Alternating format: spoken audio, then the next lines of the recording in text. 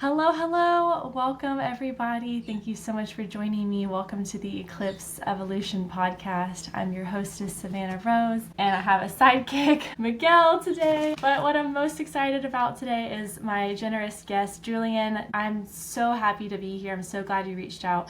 And I think y'all are going to find our conversation today very intriguing, very of the times, and hopefully you can get some nice healing nuggets of wisdom as well. So Julian, thank you so much for being here, and please introduce yourself. I can't wait to get started. Hi, Savannah. Thanks for having me.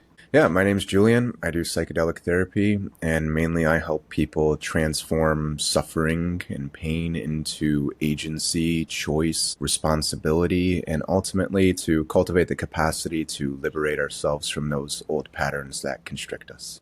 Well said. Well said. I think that is such a great way to kick us off. I think the transmutation process is something that is so important in understanding the purpose of whether you're going into a psychedelic experience like for healing trauma or something maybe more present at the time.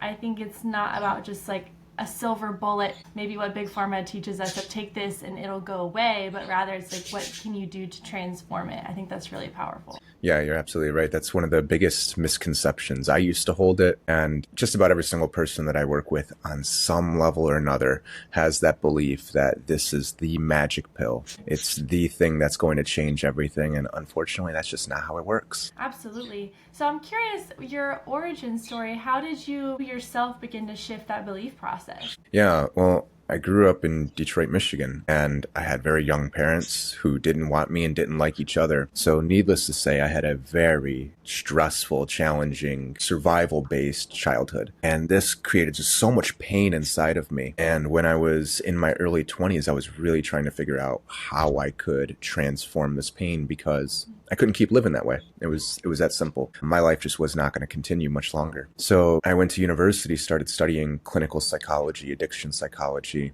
Wasn't really finding the answers I was looking for. Started looking for some answers on my own through my independent study, which is what I had always done before I went to school, and found some incredible teachers that were in this field. They were talking about addictions and healing trauma, and they were using psychedelic therapy as a means for that. So I reviewed the literature and studied it for about 7 or 8 years before I had my first psychedelic facilitated experience. And for those 7 or 8 years, I was just trying to learn how to work with my internal state, my internal world. And it was very difficult, very challenging, because when you only know one way of looking at something or one way of seeing something, it's very difficult to even imagine what's outside of it. But as things started to click for me, as I was starting to make transformations and I was starting to change my relationship with myself and with my pain, that's when people started coming to see me to do the exact same thing. So it's been a process of about 15 years now, and it's a continuous one. I continuously identify and recognize new areas of pains or constrictions or beliefs that are inside of me, or ways that those familiar old pains continue to show up in different ways. And it's a constant practice of recognizing it, identifying it,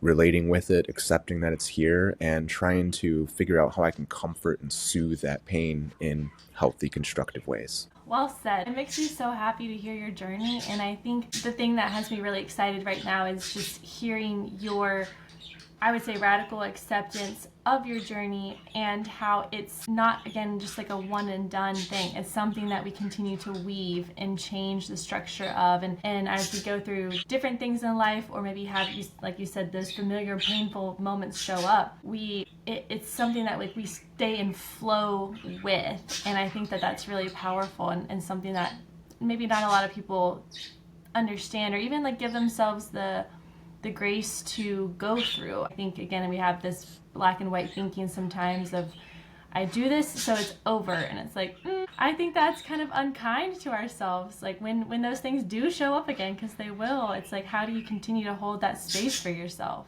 Yeah, you're identifying some more ways that we become constricted and limited. Our range of motion, our flexibility is greatly reduced, and therefore our ability to engage with life, to participate with it, to become our best versions of ourselves is greatly limited based off of those limiting beliefs and perceptions. Absolutely. What have you found to be some of those other restrictive structures that you have witnessed, like whether with yourself or with your clients, like some of the more popular things that you noticed? Yeah. Trauma. It's the first and foremost, the biggest thing whenever I'm working with somebody, that is the thing that I'm focusing on. See, when we're talking about psychedelic therapy, it's not just about having one psychedelic experience. It's a way of reconnecting with ourselves. So the word psychedelic itself, psyche-delic, psyche referring to all the immaterial aspects of who we are as human beings. So it's crudely referred to as the mind, but it's much bigger than that. It's all of our thinking patterns. It's all of our perceptions. It's all of our emotions, our emotional patterns. It's a little bit more eloquently referred to as the soul. So it's all of this essence of who we are. In other words, we're talking about the human spirit here. And then you have delic, which is manifesting, arising, emerging. So we have a deep connection to oneself where the dynamics of the human spirit can emerge. And so when I work with people, I try to facilitate that experience right away. And we can get there through so many different means. And reflection, inquiry is a useful tool here. So I try to figure out, what are the things that are stopping people from thriving? What are the things that are stopping people from connecting with and participating in the human experience, the human spirit? And what I find is trauma. First and foremost is the biggest barrier. It is not about what happened to us. It's about how we responded to what happened to us. And the biggest way that we respond to trauma is we disconnect from ourselves. So we learn to suppress our emotions. We learn to sacrifice our boundaries. We put other people's needs before our own. We sacrifice our expression, so on and so forth. So identifying trauma, figuring out how that pain from the past continues to show up here in the present is first and foremost for us. Well said. I love it, and I can feel in your discussion about things just this, I would say, very rooted knowing, and I also just like this. I feel like you speak from that soul place as well. I think that's just translating so well, and I can feel it, and I think that's really special. And I think that's something like as a facilitator, when you can bring your own humanness to the equation, it makes you such a better shepherd. But also, I mean, that's really why people have facilitators to begin with, is like for that connection, that protection, that guidance. I think that's really powerful. Yeah, thank you. I operate from the belief that the wisdom, the knowledge, all of the ability to heal and thrive is inside of all of us. And that's what I'm talking about when I say the human spirit. Friedrich Nietzsche famously said that there's more wisdom in our bodies than in our deepest philosophies. So this ability to tap into that wisdom is what I help people do. And the answers are inside of each and every one of us. So as a facilitator, I've got to be able to do it myself. And that kind of sets just a little bit of a trail that people can follow. And of course, I go and walk through that trail and kind of show them this is the way here to get back to themselves. But all the answers, all the wisdom, all the knowledge is inside of everybody that I work with. Well said. Absolutely. And I think that's super respectful as well. Like when you are walking the walk, not just talking the talk. Because I think in this kind of new paradigm that we're moving into, where we have so many alternative modalities of healing and all these different people who are acting as those guides, when you see the person walking the walk, to me it's not only impressive, but it's trustworthy, like worthy of that trust of like, oh no, you feel this way, or maybe this is your experience, like I understand you, sister, I've been there. I think that's really powerful and something that is just comforting beyond words too. Thank you. I think it's really important because we have so much commercialization, industrialization, creating these trades of psychedelic therapy. I have to sneeze. Oh, excuse me. They were just cutting the grass next door, so it's all in the air now, and I'm going to probably sneeze multiple times. Okay. But it's right there, and it just won't come out, which is okay. Yeah, so I think it's so important for us to be deeply in tune with the practice. It's not just about reading things in a book and then regurgitating it and telling people this is how it works. Everything that I help people with are tried and tested, and they're things that I apply to myself. And I think that gives me a tremendous foundation to work with people. And the fact that I came from such deep suffering, life-threatening suffering and survival just allows me to deeply connect with people's experiences, and that really allows them to say, okay, this is somebody who really understands me and knows what I'm going through, and this is just such a wonderful foundation for a therapeutic experience. Absolutely. Yeah, and I feel like it's such a great advocate for the psychedelic therapy world as well, when you are this leader and this model of like, hey, this really works. This isn't something that, because I think like with whether it's because of propaganda or maybe people not having the right set and setting. Like there is sometimes just like that chatter of what I guess like the dark side of this world. But when you have someone who is working in that ethical model and walking the walk and also just like living proof of like, hey, this is something that can be massively healing and massively transforming, I think that that's such a great representation of the light side and the light work that this contains, but also just how so many of these different medicines they're really here to help us if we let them. Yeah. And you're pointing out something very important at the same time, which is there's a flip side to this. It can be used for sinister ways. It can be manipulative. It can be fostered and used by people who have bypassed all of their own work. And then they get into positions of power, and then you see all of these patterns of abuse playing out. So yeah, these are very real concerns in these environments, as is with all dynamics in this world. There is maliciousness. There are sinister intentions that are in this world, and it's not that we want to get rid of them. It's not that we want to protect ourselves from them. It's that we want to learn how to navigate them, how to recognize, identify when we're interacting with them, and then navigate it in the ways that are true to who we are as individuals. Absolutely. Yeah, I think that that kind of acceptance of the shadow can be something that allows us to empower the light even more. And I know when it comes down to my own practice and working with clients, and even just in my own journeys, the set and setting aspect being so vital to calling in that light and being intentional with what you want that experience to perhaps facilitate, or I guess just like, because you can't always control what shows up, but I think just calling in the intentions of this being something that it is sacred work. I mean, any soul work is sacred work. And I'm curious, like when it comes down to your practice and how you operate, or even in your own journey, the role of set and setting, like that environment and those intentions. Like, I'm just curious your thoughts on that. Mm-hmm. Yeah, I heard this participant from DMT, the spirit molecule, which was Rick Strassman's DMT studies. He was saying set and setting is everything. It's the most important aspect of this experience. And when you have blindfolds or eye shades and headphones on, what's the set and setting? It's certainly not the room that you're in. It's certainly not the people who are around you. It's your internal state. It's the relationship that you have with yourself. It's your ability to recognize and identify when something's coming up and to relate with it and engage and participate with it. That's the set and setting. So those are the things that I focus on very early on with people. When we're having a psychedelic experience, there are very common characteristics of the experience. The first one is that things come to our awareness. Of course, if it's about the human spirit emerging, this is things that we might be unaware of that are going to come to our awareness. And very frequently, especially I think in our day and age, the things that are going to come to our awareness are the things that constrict us and limit us. In other words, painful things that we might have spent our entire lifetime trying to avoid or trying to get rid of. And so if we're not ready, if we're not prepared to engage with those, they come up and they're these big, scary, overwhelming monsters. And then we spend 4 or 5 hours running away from them or trying to get away from it.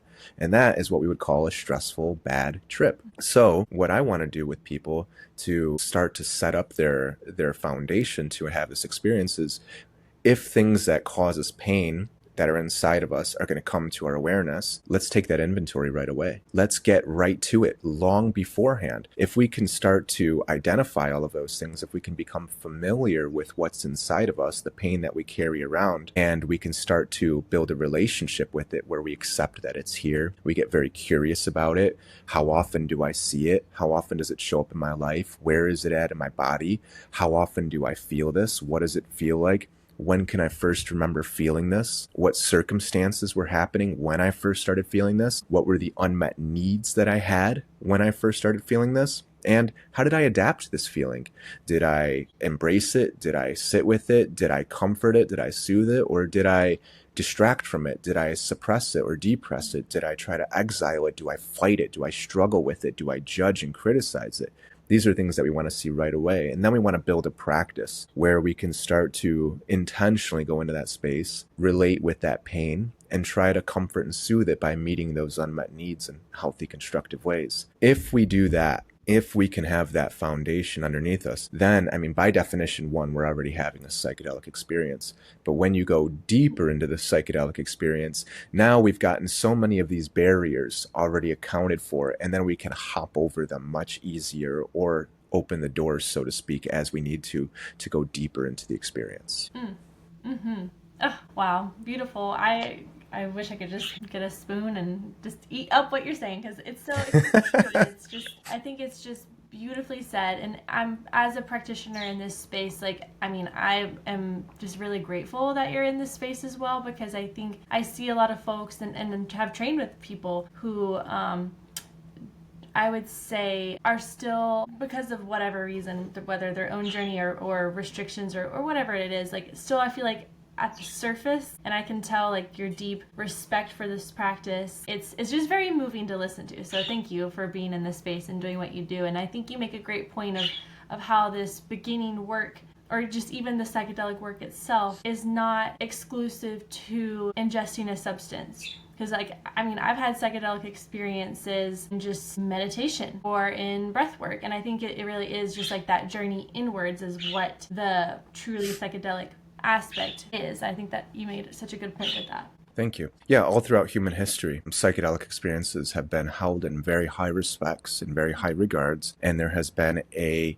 sacred, we could say, place in society for these experiences. You can get to it through substances. You can have ceremony with ayahuasca, with peyote, with mushrooms, so on and so forth. But you can also get there through meditation. You can get there through reflection. You can get there through sensory deprivation. So you can climb into a claustrophobic cave and have all of your senses removed. And then you have this incredible psychedelic experience. And you produce some of the most profound artwork that we've seen in human history. You can go into nature. You can go into isolation on the mountain for 40 days and 40 nights and then hear the voice of God. You can do a sun dance where you push yourself to the brink of exhaustion, dehydration. All of these are incredible ways to have this exact experience. It's inside of every one of us, and it is an innate and fundamental part of being a human being. Mm-hmm, mm-hmm. Oh, well said. I love it. That's so fabulous. I'm so curious, like, how did you, because you operate with your wife, like, y'all's practice up, it's in Portland, right? Oregon? Okay, that's what I thought. Y'all have had your practice for a few years now, right? Mm-hmm. Okay. Yeah, we opened this one officially in 2022, with all of the changing atmosphere that was happening here. That was when we officially opened this practice. So that was a big pivotal time in Oregon over here. Yes, I love it. I'm so excited for you. And so tell me about your journey and how y'all came together as practitioners and decided to continue to be leaders in this movement and providers in your community. So you want to know how Claire and I got started together? Yes. We met back in 2018, Claire and myself, and we were both working on a hospital unit together. So it was a trauma unit, coincidentally. And it was just a purely professional relationship. And we worked there for about a year together. And then I left the unit and she went and did other things as well, and we stayed in contact, and over the years we cultivated a friendship, and then we moved into a partnership together. And I think maybe a year or so into that relationship is when I started focusing exclusively on doing this work with people. Yeah, it was really profound for her own experience as well. You know, when we first started dating, she was very opposed to all of these experiences. I mean, just the idea of consuming cannabis for her was, she had a very difficult relationship with addictions growing up with her family and things like that. So the idea of consuming any substance whatsoever was far off the table. But she gradually opened up more when we were building our friendship and really started understanding what we were doing here. And she started having her own experiences, and then she said, wow, I really want to get involved with this too. And she stopped her job in the hospital and committed full time to her own practice. And that really enabled her to continue and help me out, which made this really interesting dynamic because I understand this process myself and I can help people through it. But there are so many things about connecting with people that I don't understand, like fundamental comforts. How can you make somebody feel comfortable coming into an environment? I don't know that. I've been living on my own since I was 13 years old and I was focused exclusively on survival. I have no idea of how to make a room feel comfortable or how to make somebody feel welcome. I don't know how to prepare food and give it to somebody or prepare basic things like that for other people. Well, Claire really understands all of that. So we ended up making this like interesting dynamic where, yeah, I can really help people go deep and I can cultivate a sense of safety in terms of working with somebody. But for, let's say, a woman who's traveling across the country, I have a various group of Blue Jays who have their babies here, and they just had them like 6 weeks ago, and they're knocking on the door right now telling me that their bird feeder is empty and they would like me to take care of them. So it's what distracted me. And if you saw the light go over there. Anyway, so if somebody's traveling across the country to work with us, like say a woman who's working through sexual trauma, and she comes here and then she sees me being a male, whoever she's working with, regardless, she's going to be defensive and scared and nervous. So when it's me and then Claire's here and she has this ability to really cultivate a welcoming space, and then you add in our third person who's sleeping behind me, Layla, and the three of us together just are able to make this incredible container for people to come and work in the space with, which I wouldn't be able to do if it was just me. I could help people go through these things, but all of those other dynamics in the environment are beyond me. So we all complement each other in lots of ways. Sounds like it. That's beautiful. What a special journey, and it sounds like it was just so aligned and that y'all really balance each other out. I think that's really special. And so what's Claire's role? I know it sounds like she's in charge of creature comforts, but also so is she, I believe when I was looking y'all up, she's an RN, is that right? So she more on the medical side? Yeah. Okay. Yeah. So she still works part-time in the hospital. She does pediatric nursing, and she helps us out a lot with like screening, medical history, all of those types of things. And of course, she plays important roles too in terms of working with people. So yeah, if somebody's having a psychedelic experience, she's a fantastic presence to have here. I bet. And tell me about Layla. Like, how is she? I mean, because I have, as you can hear in the background, my parakeets. They always, it's like they know when I'm filming a podcast. They get so chatty, and you've seen my cat now. So I understand the comforts of animals, but I'm just curious what you've noticed in having Layla as a part of your practice. How do people take to her, and how does she respond to you? Mm-hmm. You know, Layla's 15 and a half years old now. So she's been through this since the beginning with me. She, for me, has been probably, I can say this without much doubt, the biggest teacher on my path. So in terms of learning how to heal, learning how to be gentle, learning how to be humorous, learning how to find joy in life, you know, those are all things that I had no idea of what they even meant growing up in a purely survival-based environment. You know, play is so important for us humans. It's built into who we are. It's essential. We have a play emotional circuit, and this helps us develop and attune into our environment. And when we're in survival, the play just completely gets sacrificed. Mm-hmm.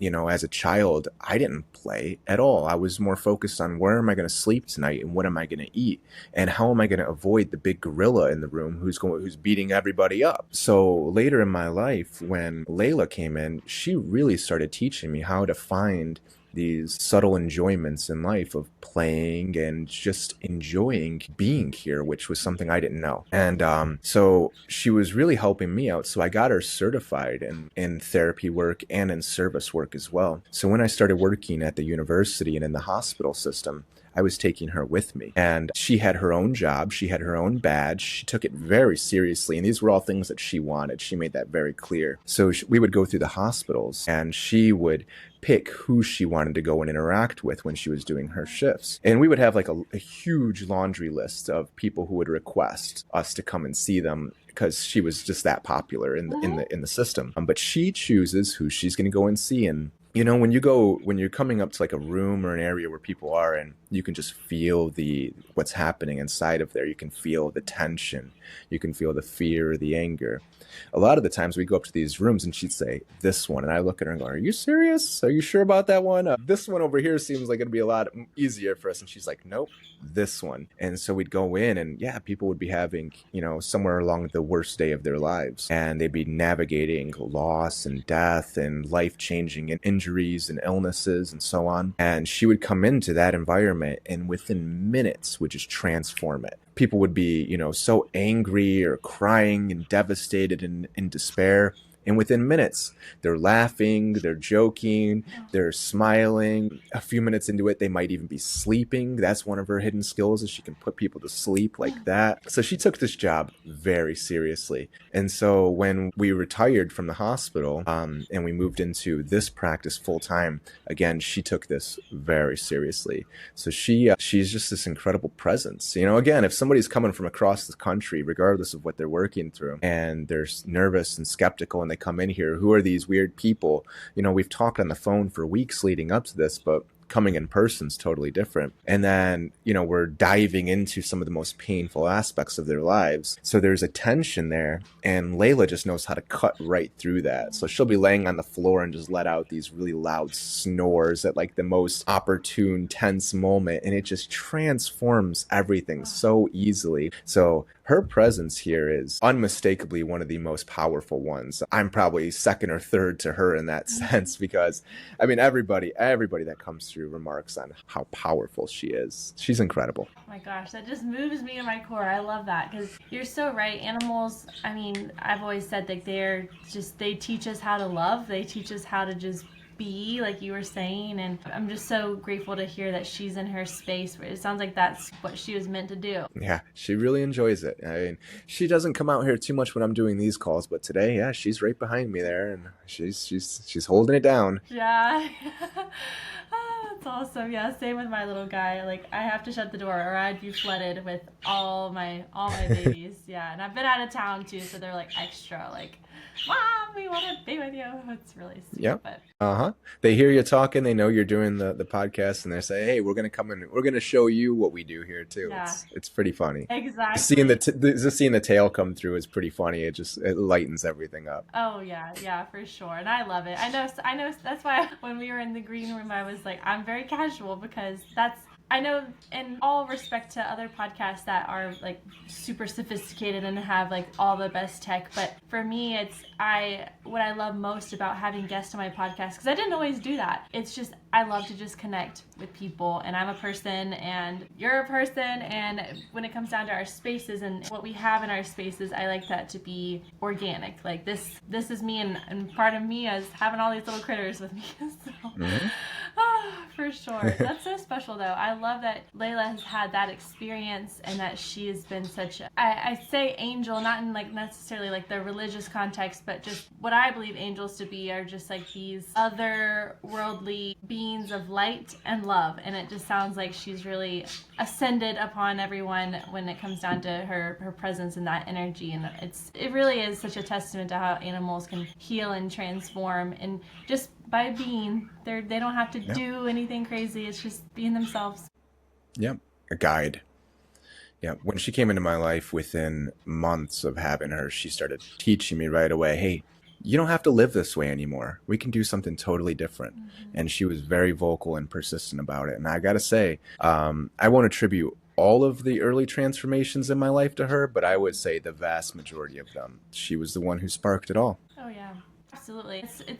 I mean, I'm a firm believer in just divine timing with animals in our lives, especially. Like, I know he's not in here right now, but I have a one-eyed cat who I rescued when he was just weeks old, and he came in my life at the best possible time. I was going through like a massive, awful breakup, very, very traumatic, and was just struggling to take care of myself. And then I have this tiny little sick, injured fluff who needed so much care, but it was so cathartic because it put me in a routine, because I had to get up to give him his medicine and give him his cream, and I had to say no to and like set boundaries with people who were not good in my life at that time, because I only had so much energy and I needed it to go to myself and this kitten. And now he just adds so much joy and humor and harmony into the household. But he's, oh gosh, like you said, just such a teacher on like, hey, this is what I need. Like, I need this attention and care. You deserve that same attention and care. It's really special.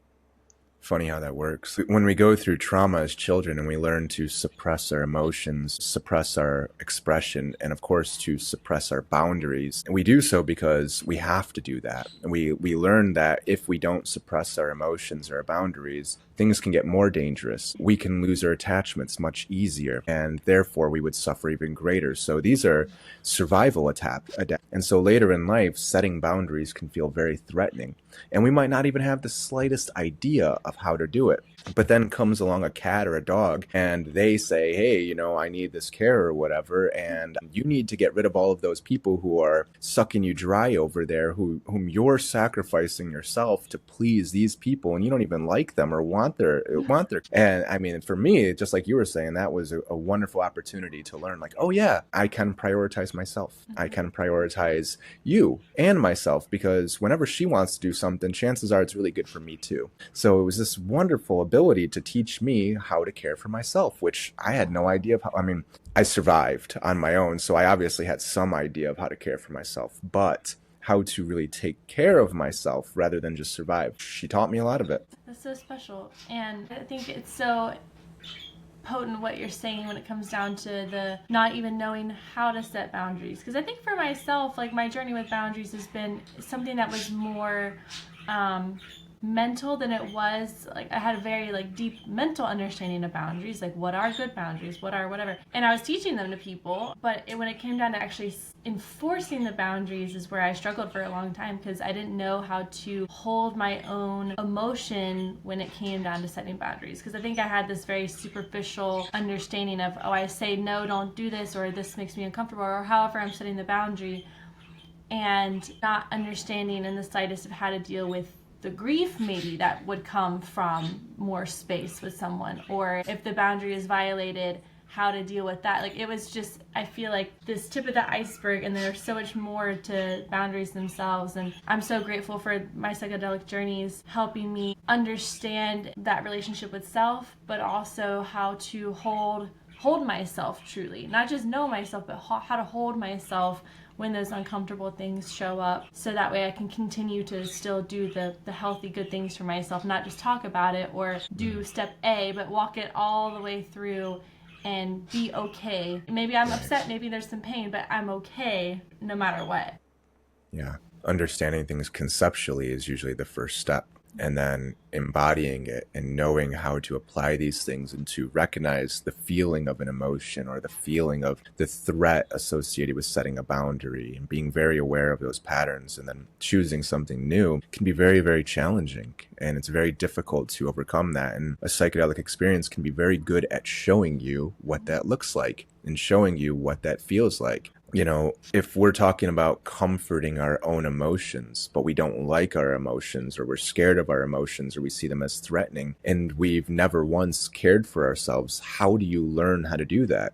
It's like learning how to see a color that you're blind to. You don't even know where it's at. But, for me, with a psychedelic experience, that was the first time I ever knew what it was like to be held by a mother, for instance. How to really care for myself unconditionally and love myself and accept myself. Don't get me wrong. It showed me that, and I experienced it, and it was a pivotal, transformational moment for me. But then I have to come back to this space, and I have to figure out, how do I get back to that space on my own? How do I do all of those things on my own? How do I prioritize my health? How do I set boundaries? So on and so forth. And that is very challenging, but that is what we have to do. The psychedelic experience will show you what it looks like. They'll give you a taste of the feeling, and then we come back, and then we have to do all the things to get back to that space. 100%. That's beautifully said, because yeah, I see that so often, and that's one of my favorite things to help people with. Because I title myself, I've had training and whatnot, but I title myself as a psychedelic integration coach. Like, I will be there for people and facilitate the experience, but I always say, that is the ingredients, but we still have a lot of cooking to do. And so it's so great to hear you say that, where it is this kind of, it gives you a new baseline of hey, you can feel joy, you don't have to feel panic all the time, or you can feel this. And then it's okay, well, what do I need to change in my lifestyle to make that the new normal, rather than just kind of this anomaly experience. So I think that's really well said, and I think just shines so much light on I guess I would say just how vital it is to be intentional about the phases, the beginning, middle, and not really the end, but just the integration. I think it's such a huge process for sure, but a worthwhile one. a process and a practice. It's a constant practice to engage with this space and to live life intentionally and taking accountability and responsibility for our own experience. Absolutely. I love that. Can you share more on your perspective of like the taking accountability piece? Because I think that's something that isn't talked about enough. Hmm. Yeah, very frequently we say, well, I feel this way, so it's justified. Or this thing happened to me and I'm a victim of it. Or this is just the way that I am. I'm just this way. And all of these aspects of who we are, the way that we see the world, the emotions that we feel, the reason why we feel them, usually being based off of some belief of ourselves. So I get angry about something that happened. Well, it's not the thing that made me angry. Why did it make me angry? And when we look at it, we find that it's a belief about myself. This person doesn't respect me. This person doesn't value me. This person tried to hurt me. In other words, I'm unworthy, I'm unlovable, I'm undeserving of respect and love. I carry the belief around. So we say like, I got triggered is the common phrase. Well, the trigger is a very small mechanism of the larger tool, which is the gun, which is a tool for destruction. And there's so many mechanisms in it, including the combustible ammunition. And out of all those mechanisms, the trigger is just this tiny little piece. So if somebody pulls that trigger, who's the one carrying around the combustible ammunition? Well, it's me. It's inside of me. It has nothing to do with all the things that are happening out there. So when I start to take accountability and responsibility for it, what I'm saying is I'm not a victim. The things that happened to me were not my fault, of course, and they shouldn't have happened to me, but they did. And there's nothing I can do about that. But what I can do is I can choose how I'm going to relate with the world around me now, so that way I don't pass on that exact same pattern that I was handed. And that's what I'm talking about when I'm saying taking responsibility and accountability for ourselves, is to say, okay, I got angry. Yes, I got angry because this person did X, Y, and Z. No, I got angry because I believed they did X, Y, and Z because of something that was inherent about myself. And so then that gives me a lot of power, a lot of potential to change my relationship with myself, to comfort and soothe that anger, pain, whatever it was that I was feeling. And so rather than always having somebody else be responsible for my emotional state and my experience, I'm the one who's responsible for it. I have control and power over it. So this is what I'm talking about when I'm saying, we take responsibility for what we're feeling, what we're perceiving, and what we believe about ourselves and others around us. This is how we go from being a victim where everything's happening to us to being able to engage with it and participate with it and exert some amount of autonomy and agency over these situations. In other words, we become responsible for ourselves and we have the ability to respond differently. Beautifully said. You're such a great speaker on this, and I feel like you're such, and I know I've said this in some sense before, such a beautiful advocate for this work. So again, I'm really grateful to connect with you today. I'm curious as well. Gosh, there's something I wanted to ask you. Where did it go? It left my brain just like that. It was like, if it needs to happen, it'll come back to me. Yeah, that's okay. I feel like when I'm listening to you, you're sparking so much in me, and I'm like, oh, I want to ask him about this and that. So it's such a rich conversation. So I'm very grateful. But shifting gears just a little bit, when people would like to, or if people who are listening today would like to work with you, connect more with you, learn more about your practice or anything of this sort, how can they get in touch with you? How can they track you down? Yeah. Well, really quick, what's funny is when you give me these compliments and you say you're a wonderful speaker and so on and so forth, ideally you would think that would make somebody very happy. And that is a part of being human, is to experience joy. But there's a part of me that is very active and very critical and very harsh and is a perfectionist and is never good enough. And so even when I hear those compliments, there's this voice that's inside of me that is so powerful and so dominant that's critiquing myself all along the way, and I don't even hear the compliment. And that's of course, I learned that voice from so many people, whether it was my dad or it was my mom's husbands or boyfriends or my teachers and so on. So what's really interesting is when we take responsibility for that, and I recognize it and identify it, and I say, hi, Dad. I see you're trying to help, but I don't need that right now. I can set boundaries even with myself and how I take care of myself. And this really actually does allow me to feel some of the joy and the gratitude for things like compliments like that, to where for most of my life I could hear it, but I didn't believe it. I didn't internalize it. I didn't actually experience it. I wanted to say thank you for all the kind words. And while I might miss those or might have missed those in the past, I actually can receive those now. So thank you very much. That's In terms of how awesome. people Yeah. can, in terms of how people can find me, website is the best and easiest way to get through to me. Psychedelic-integration.net. We have articles. There's a mailing list where you can subscribe and be kept up to date. You can schedule a free consultation if you want to chat and you want to work through something on your own or with us. So there's lots of avenues for help through there.